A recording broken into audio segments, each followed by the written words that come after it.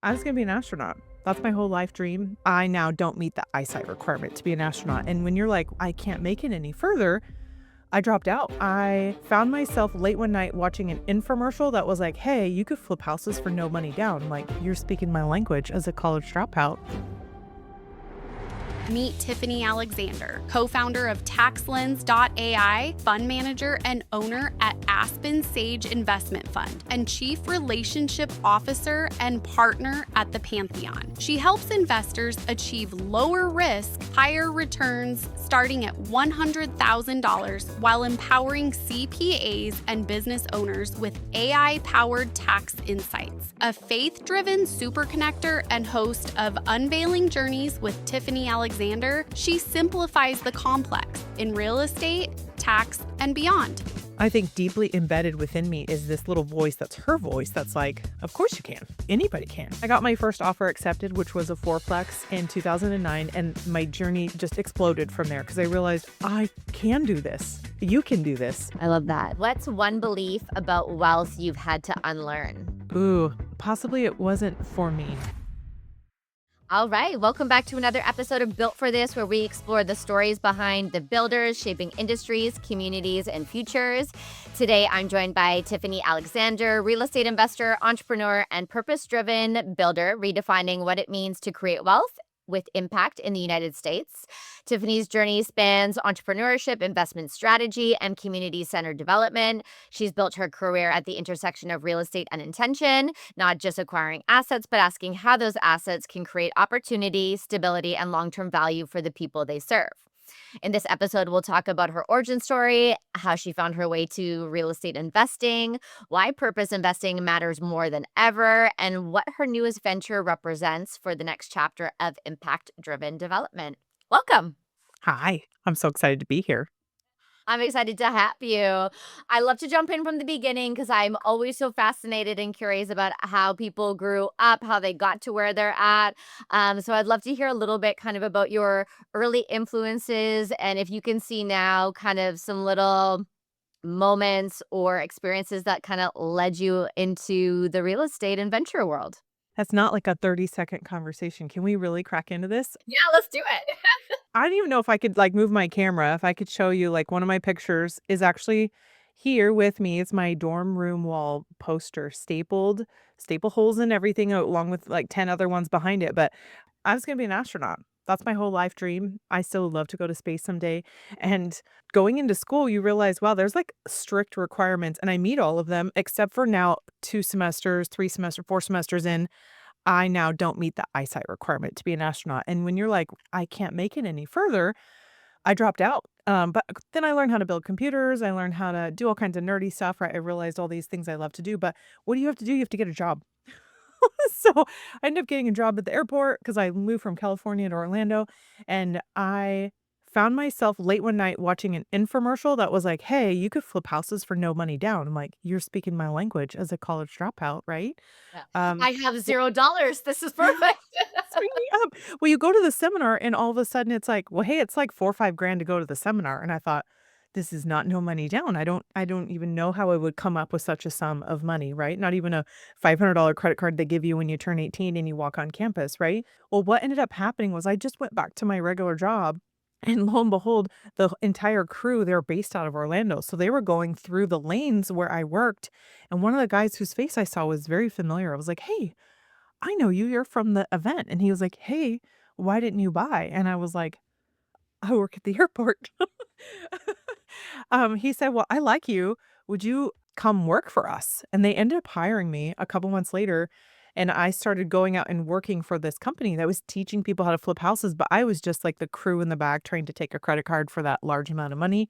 And I don't know, a month or two into it, they said, hey, are you going to take the company mandatory training? And I thought, what is that? And they said, that's the training that you couldn't afford to take, but you can go take it for free now with us.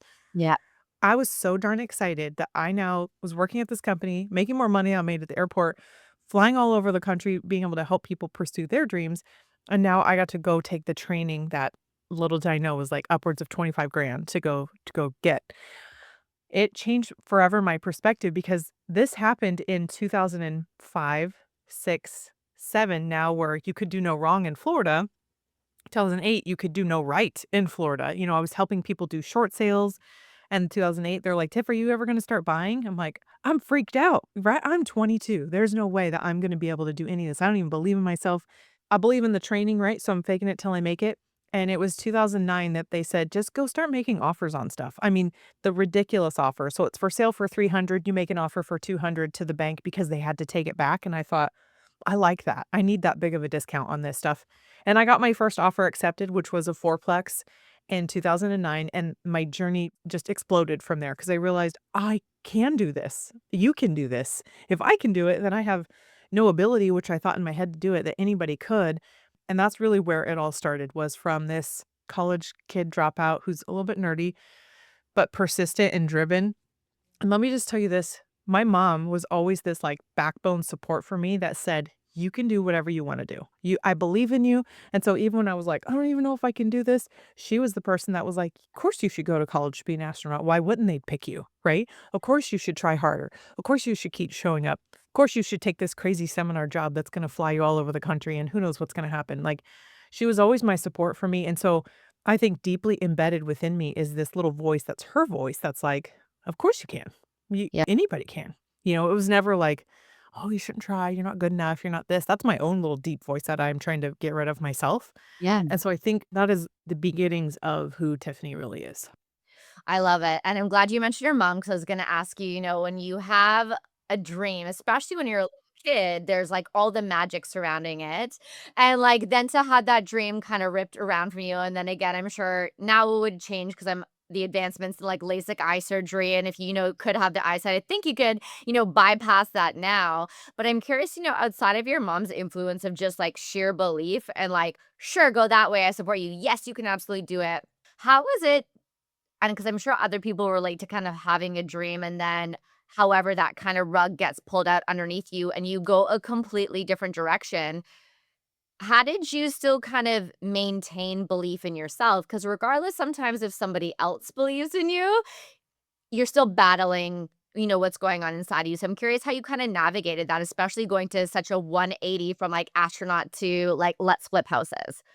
I love that question, and I'm actually gonna refer back to a book that somebody had me read, I don't know, 10, 15 years ago, and it's called The Outliers. And it's basically showing people that you've gotta hit your 10,000 hours. And I've just recently read Malcolm's other book, The Tipping Point, which I'm a huge fan of his, and it was like week in and week out of me showing up as the lady in the seminar event, being listening to the seminar director and the speaker say, "You can do it. You can do it. You can do it," every single week. So by the time I got to the point where I was like a front end sales girl, I was just taking a couple credit cards, where now they were like, "Wow, you're pretty good at this. You should be at the fulfillment side." So I was going to the weekend, 3-day weekend events instead of just a 2-hour sales meeting.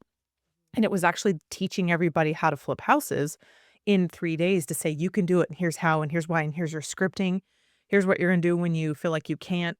Here's the mindset book we're gonna talk about right now, Who Moved My Cheese.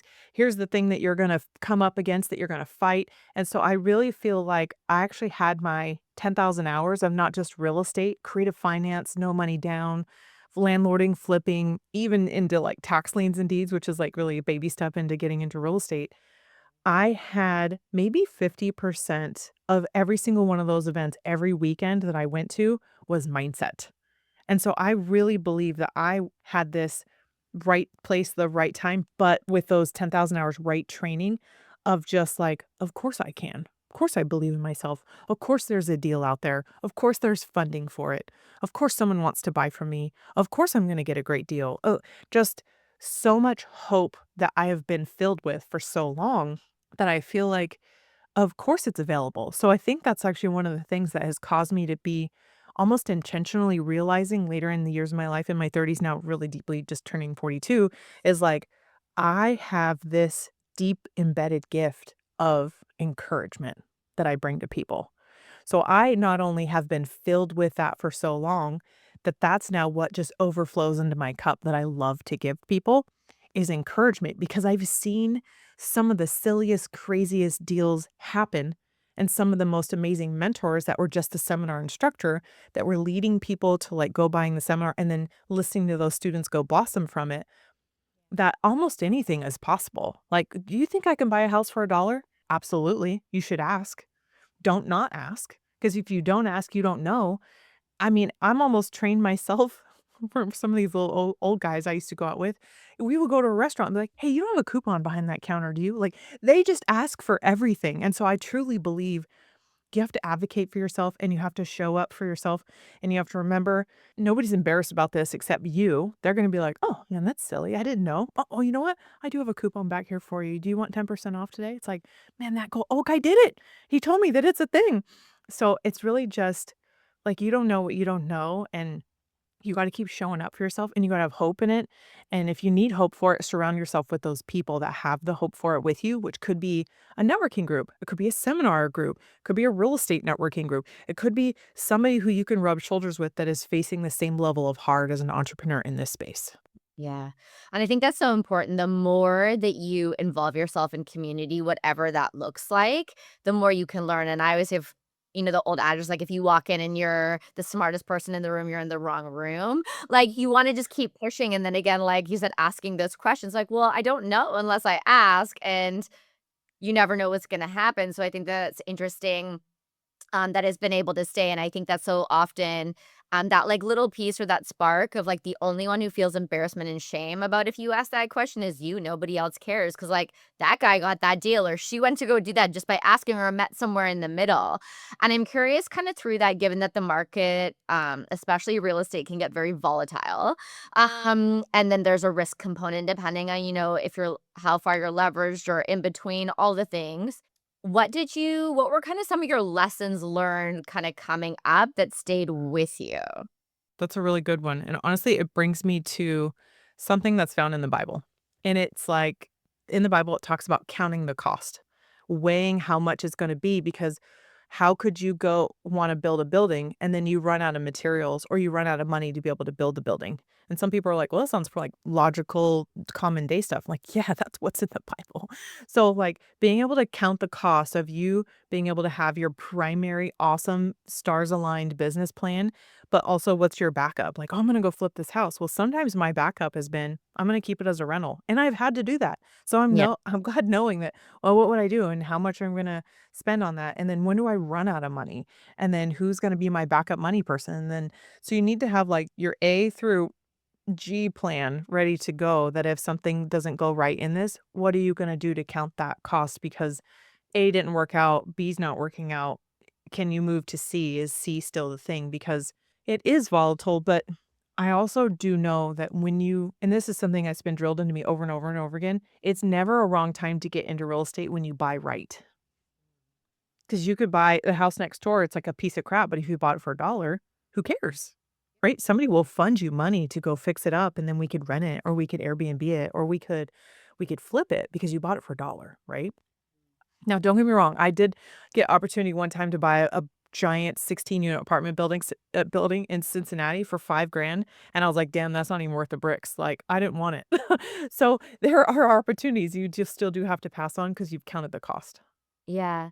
And I'm curious for you, in terms of lessons learned, I think that, again, coming back to who you surround yourself with, and I think sometimes there's people who, when you meet, already have a lot more capital than you. So their risk tolerance might be a little bit higher. They can maybe hold on to something a little longer or do some things a little bit differently. But was there any kind of like big moment of, somebody thinking about this world or that risk of, an approach or seeing somebody do something that immediately shifted the way that you looked at investing or how you wanted to approach it as you versus maybe what you were seeing kind of happen next to you? Good question. I do find that I had to look really deep within myself because there are some deals that I found that were stunning, and I found that I was still scared to ask people for the money. So that was something that I eventually through, like, increased capacity of coaching and, digging deep as to, like, why do I have this deep fear of, like, asking people for money? It turns out something weird happened in my childhood, and I was like, "I don't wanna ask the pe" but Yeah. finding out that I'm missing out on opportunities because something I'm stumbling over that's inside of me when no one else is scared to ask for the money for that incredible deal, it's almost like figuring out what's holding you back and being able to kind of, I guess, still surrounding yourself with the right people. It's those little things that all add up to this big giant picture. and Yeah. and you just never know what it is that day, and I know being able to we always go back to it, surrounding yourself with the right people who you can go to. And nowadays, I hear people call them, well, they're my board of advisors. Like, I won't even make a deal happen unless I brought it to my best real estate investor because he's going to be like, Tiff, what are you thinking? It looks like a good deal. You're living a pipe dream, you know? And so it's those checks and balances I feel like you have to assess because I have made some poor choices in real estate and I have lost hundreds and hundreds of thousands of dollars. But when I look at my best mentor, he's lost millions and millions of dollars on deals, and so to make myself feel better at some of the deals that I've had huge losses on, I'm like, "Wow, but I wanna be l like him or a version of him or mini version of him. I haven't lost millions yet. That means I Yeah. have room to grow," right? And so maybe just shifting your perspective sometimes of where you're at in any situation helps. Yeah, and I like that you mentioned kind of, board of advisors, and I think no matter what you do, whether you're working for somebody or starting your own thing, who you surround yourself with matters from a growth perspective and how you want to challenge and again see your blind spots. Like, oh, why do I have a weird relationship with money? Why does that freak me out to go? Maybe I like, like dialing it back. Like, could I work with a coach to help me unpack like where that actually stems from? What was really important for you to look for in terms of who you would kinda consider your board of advisors? Ooh. This is gonna be different for everyone, but Yeah, whenever you start to dig deep and find what is your biggest roadblock is gonna be different for everyone, and one of those things I actually found was me just straight up asking people for money, which is crazy because I own a fund now, like, I have to ask people for money all the time. So it means I've worked on that roadblock, right? And it's gonna be, where do I get frazzled? Where do I get loosey-goosey? How do I handle when something crazy comes up? Well, sometimes I face currently still in my life a fear of like not doing stuff right. And so I have a perfectionism issue. When Tiffany, if you just move forward, everything's going to be better rather than you just saying, nope, I can't do anything today because I couldn't do it perfect. So the people who encourage me and may just need to text me to say, done is better than perfect, Tiff. I even have a coach in my life right now, and she says, Tiff, figure out today who's driving your bus. And I'm like, what does that even mean? And she's like, is perfectionist Tiff driving your bus?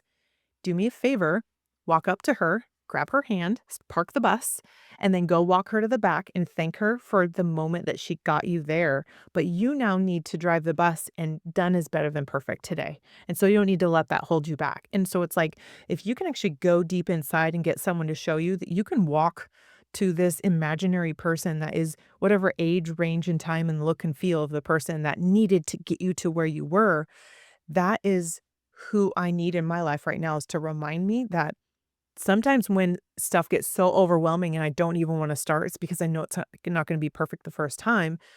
That is something I've worked through to make sure, okay, 10 minutes of progress is way better than me just being like, nope, I want my covers over my head right now today because I can't get anything done.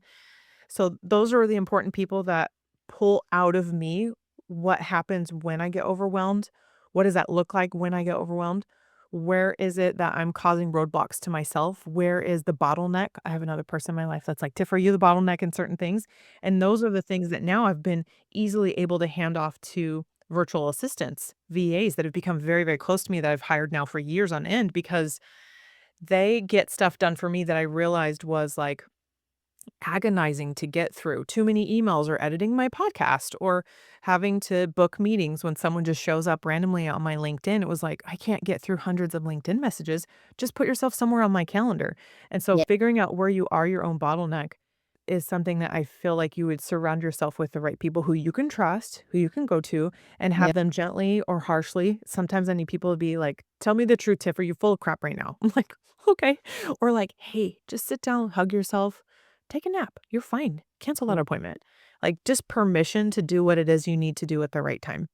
yeah. No, I think that's such an important reminder, especially if you have a perfectionist and or like overachiever brain and like personality, because you get so much like validation. You're like, I'm so protective. Look at me crushing through all these things. And then you're like, wait a second. I'm either missing things or I'm becoming snappy or like again, the dread of, like, analysis, paralysis of, like, now everything freezes and now I can't move. So I always just think that's such a great reminder, especially for women in the industry. And I mean, I'm curious from your perspective, And I know it's changed a lot now from, like, real estate having a lot more women driving in that area than men. And, how was your experience, getting that excitement, entering into, at that time, a heavily male-dominated industry, and then the pressure of, like, deals and standing strong as, like, a female in that industry? This is an answer that I don't know if people like to hear me talk about because I really, for most of my life, was raised by my mom as a single mom. And so she's like, we get stuff done. We don't need no man in our life, right? Or we had this toolbox kit and it was do it herself kit. And it had a little colored hammer and a little colored screwdriver. And it was like, we don't need no man to put a IKEA furniture together for us, right? And Yeah. so she taught me that I'm just as capable of anybody that's out there and I'm their equal. And this is something I've been embedded in and with since I was a kid from my mom that, yeah, they might be stronger, and I hope they are. Or they might, have cooler outfits. I darn near fought tooth and nail to not have to wear a skirt to private school, 7th through 10th grade. I was like, "I want pants. I want pants," you know? But, like, when I started realizing very quickly in the real estate seminar business, there was less than 10% women. Maybe even whatever the stats are, right? I just noticed there was very, very few women doing this unless they were an agent. So when I tell people, "Hey, I'm in real estate," they're like, "Oh, great for you. You're an agent." I'm like, "Nope, I'm not. I'm an investor. Never had my license ever because I don't want to drive people around in a car to, oh, do you want to buy a house?" Right? Like, no, I don't think that that is less than. I love what you do because you work so darn hard for me. I'll pay you more. I'm fine with that. But I knew that when I was negotiating with contractors they were possibly going to take advantage of me. But if I knew that in advance, I could work around it and I could game plan or I could get multiple quotes from multiple people for the ones that weren't going to take advantage of me because I was a woman, right? So there's things possibly that I had as a harder hardship than just a man walking in, but also my husband's not a car guy. He's not a handyman guy. So if he walked into a car mechanic, he would get taken advantage of because he has no idea what he's doing. They'd be like, the doom floppy and the thingamajig, and you it's $100. And he'd be like, okay, cool. Right. So I do believe you could almost worry yourself into saying, well, I'm not good enough because I'm the minority in whatever XYZ that I'm at. I choose to see this, like, wild hope of, like, "No, I'm the best at what it is that I do, and I'm worthy, I'm gonna show up, and I have the ability to be there, and I can create safeguards in place to make sure no man or woman would get taken advantage of to move forward to do business with anybody there." So I Yeah. think just showing up to be like, "Yeah, I'm equal to all of you coming in. You might even have more experience, but I got the deal and they accepted the offer from me because they liked me more." So I actually personally think in real estate and the investing side of things, women have the upper hand because there's less of us and people trust us more because we're friendlier and we're like more vulnerable and we're more transparent and we're more just like, "Hey, I understand that you need to sell your house. Are you okay? I mean, like, I'm not coming in here to mow you over, but this is where my profit is, and this is where I'm at, and this is the unfortunate reason I had to make my offer in this number." And so Yeah. just not being like, "This is my number, take it or leave it, lady." Like, Yeah. sometimes you might be thinking, "I have not the upper hand," when in all reality, all you need to do is tell yourself that, and it starts to become the truth for you, and that's all that matters. 100%. And there's always something a bit rewarding when you are the underestimated one, and then you get that chance to kind of be like, "Oh, like, I'm just not so, like, meek and unaware like you think you are." Then you get to kind of map your whole strategy out and, like, garner that respect in those moments where you are getting kinda undervalued, which I always think is very satisfying. But I'm curious for you, along your journey as you started to have success and realize and see in real time that this avenue was a possibility for you, that you could be successful at it. When did you start to look at real estate as more than just, I'll call it, a revenue generating option, but also, a community impact ability with what you were doing and what you were seeing? That's a good question. I actually noticed that immediately when I started buying properties in the hood. Weird, right? Properties in the hood are tough. They're cheap, a lot of Yep. turnover, and you never know what kind of situation you're going to be in and what neighborhood you're going to be in. And look at me, here I am. Here's who I am. And I would show up in my rental car to go sometimes just see how the management was taking care of stuff and see what they weren't taking care of and just to show up on property for like a bunch of these fourplexes that I had in South Carolina. And the people would yell out, "The white lady's here. Let's see what she's gonna fix." And I thought, "What do you mean? Yeah. What happened?" And it turns out that a $4 weather strip would change someone's life because I could show up on site and fix a $3 blind that would give someone privacy again, fix a stripping on their door, or I could show up and give someone 20 bucks that they would eat for the day because they picked up some trash for me, right? Like, so just being in person at some of these places where they're really poorly being handled or mismanaged, or they call them slumlords, right? They're just not even willing to do basic level of care for some people and then paint it with a good quality paint or fix something that needs to be fixed or instruct them how to wipe their windows down when there's condensation so mold doesn't grow. Like being in person and telling and showing and watching them see that I cared so deeply for them, I think Yeah. left an impact of like, wow, not every landlord is bad. And that happened immediately in 2010 for me, just to Yeah. start buying properties in the hood because you could get them so cheap in 2010. But that led to like, wow, where else could I make an impact? Oh, you know what I can do? I can start buying single family homes and I can start putting single moms in it because I could make my rent lower than what the neighborhood is because I bought the house for so low and I was able to get it fixed because I hired locals and I hired, all these big, huge government contracts or these massive companies. I could hire a handyman and I could get certain things done. So it was like if I kept my costs low, I could be able to rent and recuperate what it is I need to recoup. Also, by the way, I put some of those properties in my self-directed IRA. That's like another great tip for some people. To be able to make an impact was something I knew that I could do in person. It was like, how do I make it bigger and better? Well, that's like where it all started. But then, probably about 9 years ago is when I actually started moving into the paper space, and it was like, "Oh my gosh, I don't have to be a landlord. I could just own someone's debt." And that becomes the asset, which is their mortgage. And because I don't own their home anymore, I just own their mortgage and they're just paying me as the bank.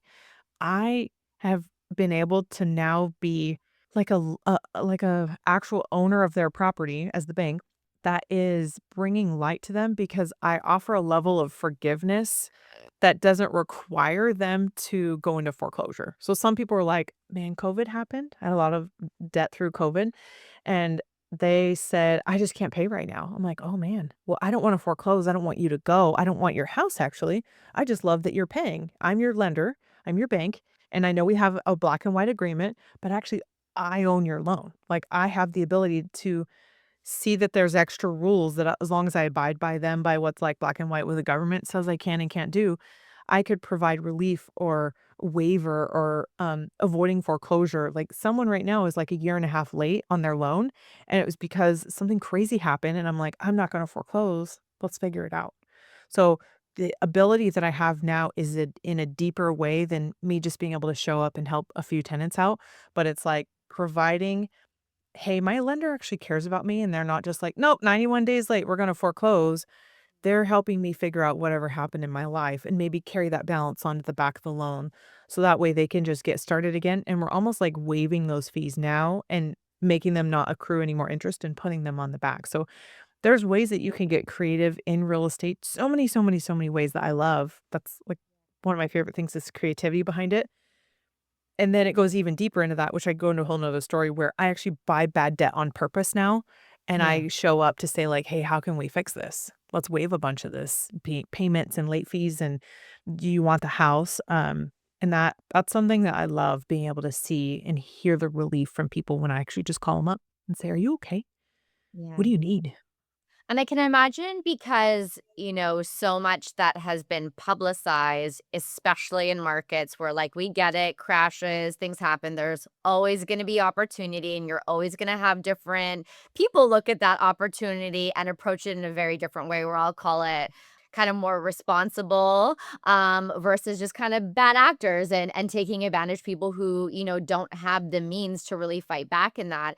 And so, for people in situations or looking, when they're in mortgages, how do you kind of navigate or what do they look for brands that maybe have reputation but not necessarily purpose driven, development to really make sure that if they are in a situation, they're really actually partnered with somebody who genuinely wants them to succeed versus just take the money and move on as soon as, like, as you mentioned, you hit that, like, 90-day period or whatever it is, and just like, "It's mine, see you later, don't care what happens to you."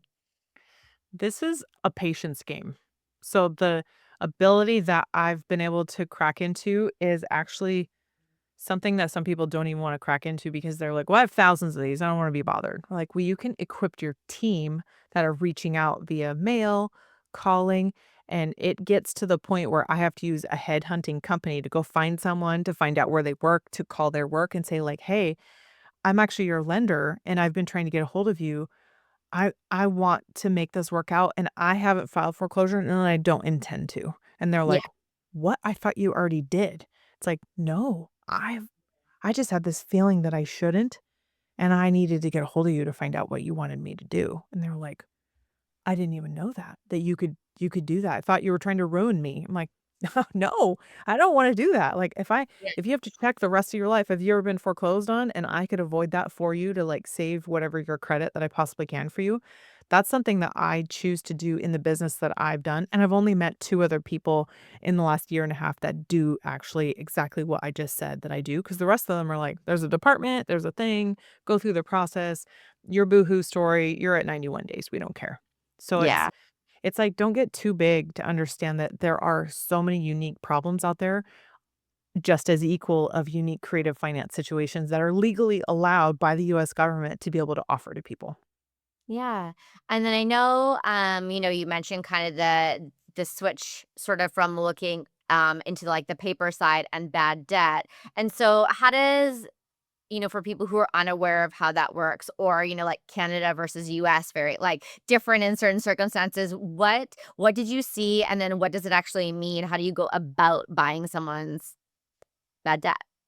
I had to research the heck out of this, but quite honestly, I got invited into this club, this world, this secret good old boys club. And now that it's become more prevalent, it's easier and easier to find, but it's still hard to find. Meaning, like, if you just Google, I want to buy someone's discounted bad mortgage note, you're probably not gonna find much online. They're gonna say, "What? What are you talking about?" You might find a debt buying company, but they don't have any real estate.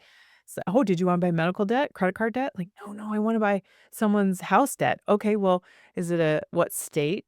Is it gonna go to foreclosure because of the way it has to happen? Is it, gonna go in front of a judge or non-judge, judicial, non-judicial, or is it gonna take 7 years in New York?" Right? Or is it a 3-year, right of being able to give up your rights on it in Florida, right? Like, so there's so many different things, but at the same time, those things are not much more than like 20 or 30 things that can go right or wrong. Whereas like, let's just call it what it is. If I had a rental property again, I could fill up 18 notebooks of what could go wrong, thousands and thousands and thousands of things that could go wrong. Whereas if I only know 20 or 30 things, I can be like, nope, that hasn't gone wrong. Nope, that hasn't gone wrong. Nope, I want to move into this asset. I've found some interesting Facebook groups.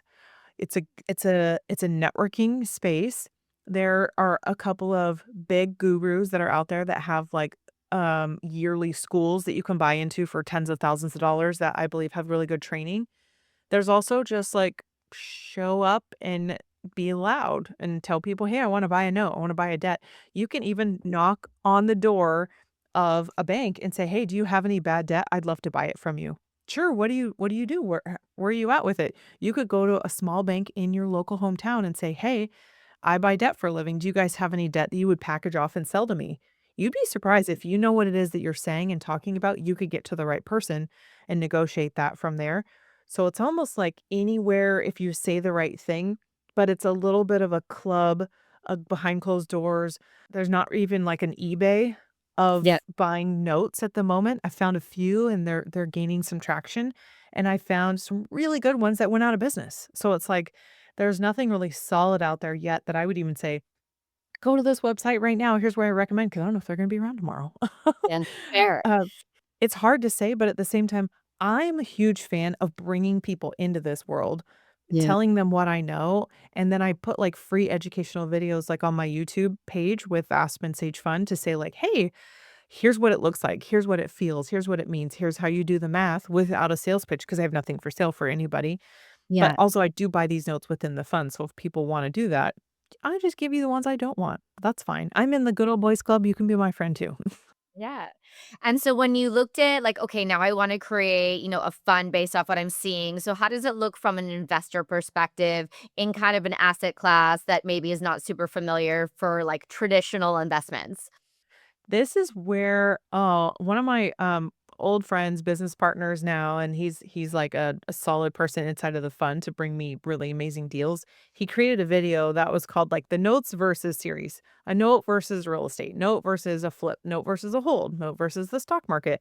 And one of the videos was like a note versus a rental.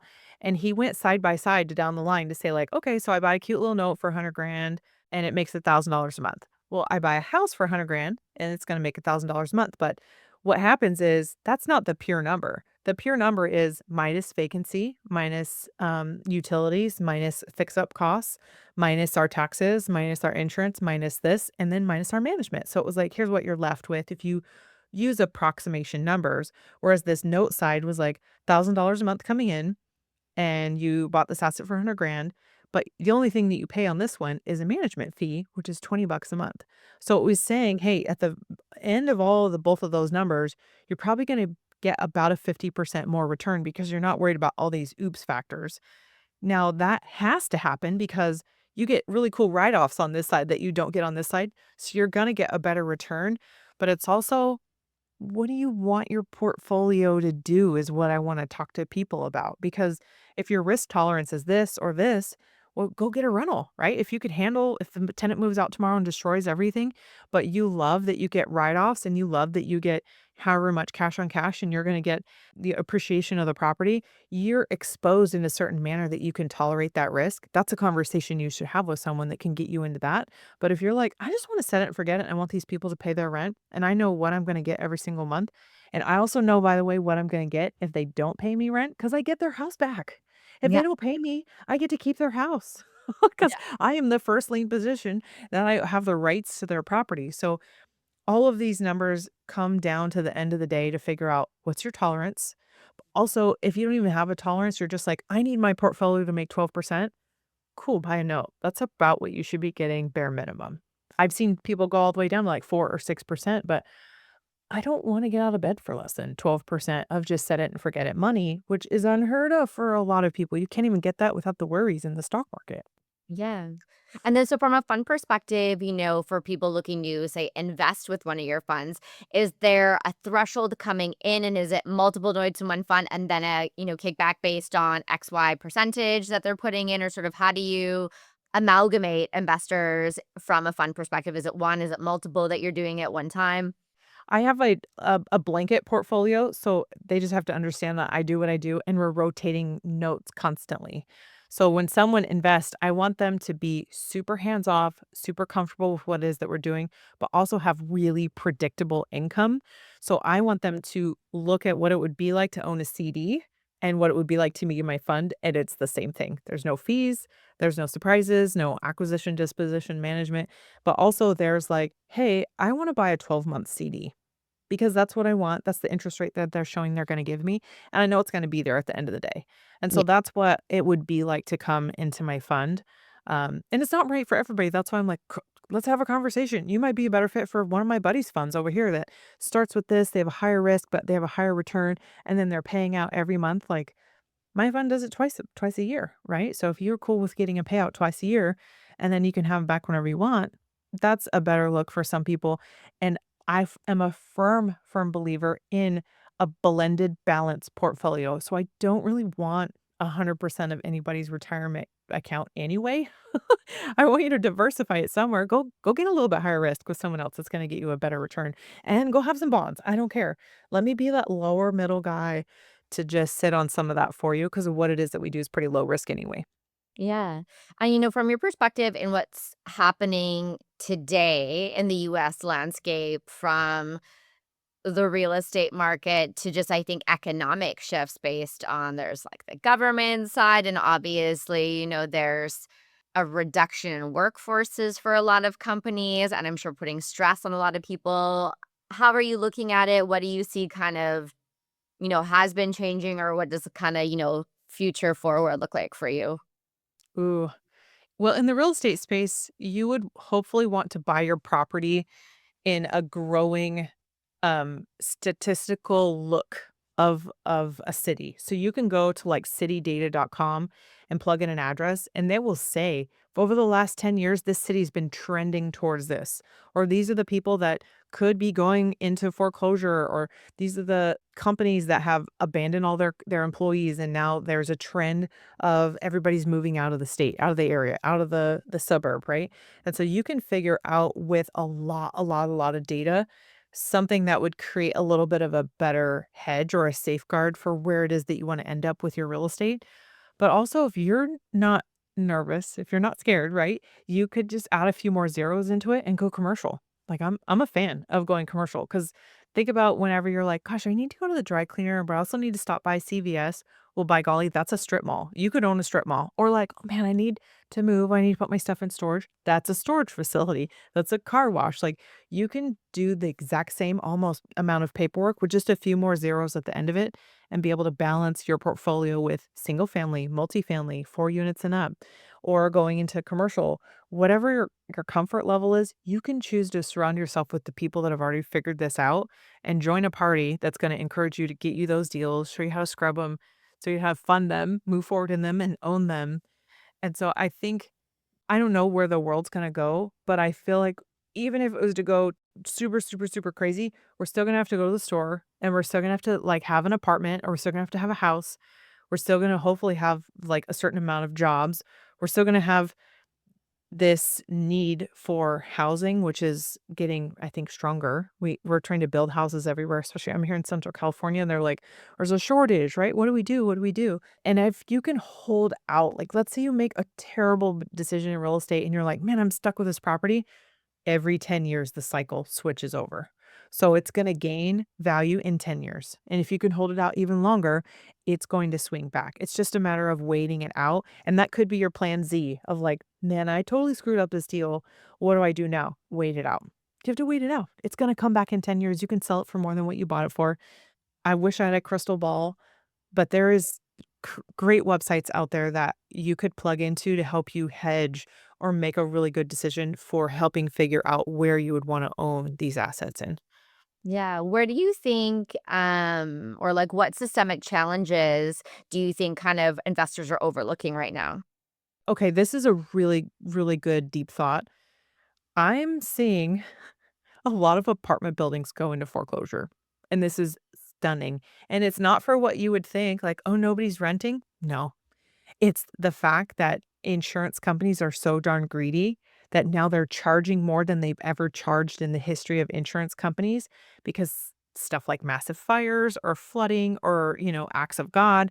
And they're saying, wow, we didn't hedge well enough and we blew all of our money that we can't afford to keep all the people that we have on our insurance plan.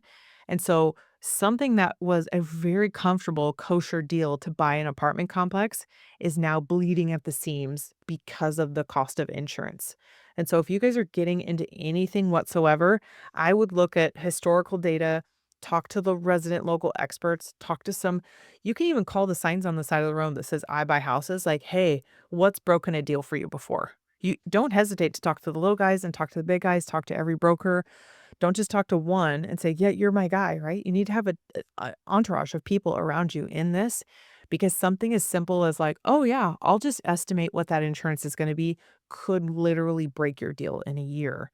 And that is something that I had a family offer me, a house that was up in the mountains because 'cause I'm just like an hour and a half into the mountains in California, and they said, "Tiff, don't forget, when you calculate all your numbers, if you can afford to buy this house from us, you have to have fire insurance." And I'm thinking to myself, well, that's included in my homeowner's insurance where I'm at right now. What do you mean fire insurance? Or like separate fire insurance because you live in a forest now. And I thought, I did not know. And it was $500 a month just for Wow. the house to catch on fire. And I thought, that breaks it. That breaks the deal for me. So I'm grateful for some of those things that you didn't know because you have to sit there and ask enough questions depending on not just buying in your own backyard, but starting to buy somewhere not far, not close to you. Yeah, no, that's so valid. And I'm curious, with that happening and that trend you're seeing, and then kind of also gaps in like affordability and like generational wealth gaps of, way back when, you could always buy a house. Now people are going to be like, I can't afford to buy a house depending on where I'm at. And I'm curious with like the tension between like, okay, if I have to move farther out because it's affordable, but now I have an extra cost because of insurance, where does that like, what's the fix? Where does the breaking point for those 2 things, do you think, where, like, something has to give because that can't I mean, it can continue that way, but it's not productive for insurance costs to get so astronomical that no one's like, I'm just gonna hope for the best and not get insurance." Yeah. This is gonna circle back around to something I didn't intend necessarily for it to circle back around to, but when the interest rates were 19%, but the houses were a reasonable cost in the 80s, my dad told me that the first house that he bought on something called owner finance. It's because you couldn't get your loan to work at a bank, that you had to go to the homeowner that owned the majority of it or they owned it outright. And they were like, "Hey, I'd love to sell this house to you, but I can't even get a loan at the bank. How can you help me figure this out?" Well, don't say, "Can you?" Say, "How can you?" Just adding Mhm. how to the front of problems makes everything a world of difference because you're telling your brain there's a way and we're going to figure it out. Yep. Right. So I see that this was a thing in the 80s, slowly started tapering down because our government wants us to believe the only thing you're allowed to have is a 30-year mortgage, and you're gonna go through an agent to get it, and you're gonna use your broker, and you have to go through a big bank. No, not at all. The weirder the world gets, the weirder banks get, the higher the interest rates get. People are gonna remember that creative finance was a thing. Creative finance is a possibility, and creative finance is definitely an option. Like, "Hey, lady, do you have a coupon behind your counter right now?" Absolutely. "Hey, by the way, I wanna buy your house. Would you be willing to be the bank on this for me? Would you be willing to owner finance? I'll give you the down payment, and then we'll figure this out. We'll figure out the interest rate. We'll figure out the price because this is something that I've been told over and over and over again. I could just like, I'm saying it out loud in my dreams, price or terms. You either gonna get your price or you're gonna get your terms. So, mister, if you want 500 grand for your property, well, I'm gonna give you 1,500 bucks a month for 40 years. Like, "What are you talking about?" Like, "Well, A, your house isn't worth 500 grand. So I'm telling you, I'll give you your price if I get my terms. Or if you want your terms, you want this, and this, well, then I get my price. I'll give you all cash because you need it in 20 days, right?" So it's a world of negotiation, and I'm here to encourage, enlighten, and remind people that creative finance is where we're actually all going back to right now. Yeah. That no, that's great. I hadn't really thought about that, and I think, again, it's that systematic thinking where people have been programmed and systems have been put in place of, like, this is just how it's always been done. You have to do it this way, that I think people forget to use that other function, like, well, what if there could be another way? Or, like, what if they were open to it? And again, asking that question, like, would you ever do this kind of out of the box deal? But, like, we'll get all the paperwork, we'll make it legit, but this is how it's gonna function. So I think that's such a great for reminder for people in terms of like, stuck in the like, I just can't get what I want. And like, it's just not going to happen for me to start again to like ask the right people the right questions and then again establish the people around you that are going to help you get what you're going for. So I think that's super valuable. And with all that being said, you have Aspen Fund, but then you also have a new venture. So tell us a little bit behind, the vision for that and what problem you're looking to solve with that. Oh my gosh, I have a lot going on right now. It's actually merging into the world of AI because I truly Yep. believe that we could let AI help us in our life. It's not going to replace humans. It's going to let humans just be better. And don't get me wrong, I love the idea where it's like, can't the robots like do my laundry while I can paint? So in the world of this, I truly believe that we want more data. We need more data and we need to be able to calculate it all. And I need to assess my risk on real estate. And if we can let AI help us make a better decision in real estate, 100% the way to go. But also, I have this newfound love of letting AI do things for people that could be invented relatively easily for people that are doing everyday things that feel trapped in a world of not being allowed to use AI. And so I have a new business partner that was like inventing up solves for like CPA firms and marketing firms and, like, even down to, like, genome sequencing and all this stuff. So it's like, hey, if I could plug into AI into your business, what it is that you need, there's actually people out there that have, like, a crazy heart for it, and they could affect millions of people's of lives instead of just giving it to a conglomerate and saying like, "Well, go use ChatGPT." I'm like, "It's lying right now. I can't." Excuse me. So if I can get the Yeah. guy that invented it 25 years ago to bring it to your doorstep and figure out what it is that he can do as a solve for you, that's like my new thing I'm moving to. But quite honestly, where my heart is at, and again, where my 10,000 hours at, is Yeah. always going to be real estate. Is always going to be like I woke up this morning and had an email of someone that said, "Hey, I am a tax attorney and I have someone that's facing foreclosure. Can you just talk to them?" Like, yes, please. Here's my cell phone. I will help you beat the door down at that bank because I won't get paid for it. And I don't know what I'm going to do for you, but I'm going to instill courage and hope and tell you how to beat the system because what happened? Can they give you an extension? So I want to be the person that has all of these resources and I'm able quickly to give them to the right people and one of my new honestly, like, the best adventure I've ever moved into was going and attending all these networking groups and becoming a connector to all of the people I've been meeting, which has now earned me the title that people call me super connector now. So it's like, if you're watching this and you're listening and you're like, "Who does Tiffany know?" No, no, no. Who do you need to know? And I'd love to introduce them to you. So that's a new title that if you go find me on LinkedIn, it's gonna say Tiffany, fund owner, real estate investor, super connector. What can I do for you? I wanna introduce you to somebody that would change the trajectory of your business whatsoever because that's who I need to grow and expand to be is just being bigger for everyone, and I know I can do it one person at a time or hopefully at some point in the future, like, on stages to just encourage women to show up and be louder and be in places where you feel like you aren't supposed to be there, and then go do real estate because you feel like you're compelled to go do it, or be louder in a networking room, like, I just want to show up and remind people that you've got this because even if no one else does, I believe in you. I love that. And which kind of leads me, into the leadership aspect and wondering, what real estate has taught you about leadership. Oh, man, this is good. What is leadership? Well, I think of the image when you Google leadership, there's an image of someone who's like cracking the whip on their employees. It's almost like reindeer, like you're in a sleigh and this cracking your whip. And it was like the difference between like a manager and the difference between a leader was like the guy out front, like Rudolph, who's like pulling with the team.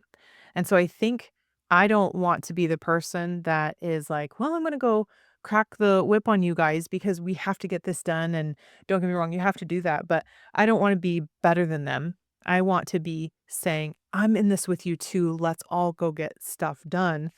And that I've had to live that out in real estate because when your, drywall guy doesn't show up and some handyman's trying to figure it out and you're like, "I know that's not how that's supposed to be done," and so that's the day today I've learned how to drywall.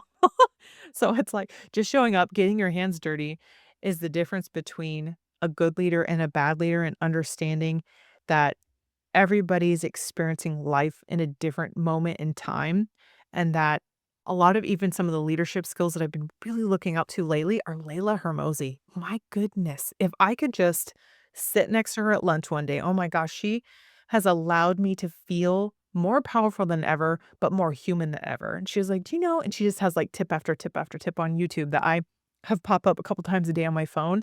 And so I find that being real, being true to yourself, not being better than anyone else, being willing to, like, be a part of the team and showing up as a leader is being understanding of everything that's going on, but also, I'm the person that's gonna show up early and I'm gonna stay late. And sometimes at the sacrifice of my family, and I'm like, "This is the sacrifice I'm going through right now for my business." And then I have to do a flip-flop, like, "Okay, the business is gonna take a hit on this because I need to spend more time with my family." So, it's always this balance in life that you're trying to figure out. But by all means, it's taught me a lot because I want people to know that when they hear my name, they're like, "Oh, I could count on her," or "Oh, she's good for a phone call," or "She'll always work with me," or "Man, like this," it's something that's in the positive versus like, "Oh gosh, don't call Tiffany. She's never gonna show up." Right? Like I want to be known as that for people because I do work for myself. So Yeah. I have to show up for myself constantly. And when I get like, deflated in being that person, that I have to hang out with other people that are at or better than me so that I can be pulled up by them and them remind me why I keep showing up to do what I do too. I love it, which is a perfect segue to how do you stay anchored in purpose while scaling? Oh, I'm gonna tell you the Lord of my life is Jesus. And, like, he gave the best example in the world of showing up, knowing what was gonna happen to him, and being like, "You will be the light of the world, and that you're gonna show up, and things are not gonna be easy for you, and that you're still gonna try your best, and but also remember that I am your stronghold. I am the reason that's gonna keep you going. You are my child and he is my rock." So it's like when I'm like, "Help." Who do you cry help to? I cry help to the Lord because it's like I need my cup to be filled with me to understand that I have strength from a supernatural strength that keeps me moving forward, and if I can't get that from just, like, my own self or my Bible time or just, like, praying to be filled up in that, I need to hang out with other spiritual leaders for me that are like, "Hey, Yeah. remember that the Lord says this about you." And so that's one thing I tell people freely is like, "Hey, I don't have the mental capacity to be this human for you right now, but one of the gifts that I've been given that I lean into is encourager." So that's one thing that doesn't really happen to be a burden for me is hanging out with Yeah. people is to be an encourager, but is to be able to be that for other people because that brings me joy because that's something that just easily comes to me.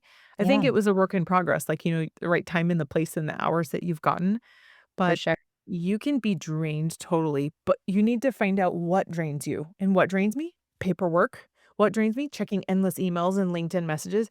But what Yep. fills my cup? Podcast, Zoom messages, pouring into people and watching them go, "Man, I needed to talk to you so bad today." And I'm like, "Oh, I could do this for people. I love this so much because it fills my cup knowing that I can bring like joy to people because today I woke up to choose joy for them, for myself, for my business, for my kids, and for my husband, for my cats on my lap, right? But you have to figure that out and you got to go to it. Some people need like, outside time or exercise or, your whatever it is, find it and stick with it for yourself. I love that. And for, people who are listening that are thinking about, wanting to get into the real estate investing side of things, what would be the advice you would give somebody wanting to kind of enter into that space? The easiest thing ever is to get you inspired for it, and the first book that really they tell you to read as a real estate investor is the Rich Dad Poor Dad book. It's just so sweet, so cute, right? It's a fake story, and then also the other book is, like, really the Bible of, like, being an investor in general is Think and Grow Rich by Napoleon Hill. So it's like, read a couple of these books, believe deeply within yourself that you can do this, and then you start to go find communities of people that you wanna go hang out with.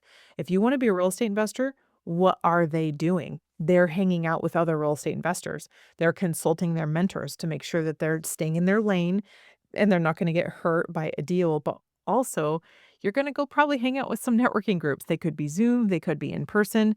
Even in my little bitty town of Modesto, we have a couple of different local real estate investing networking clubs for you to go rub shoulders with the people and just surround yourself with the people that are doing bigger things than you so that you can not be the smartest person in the room.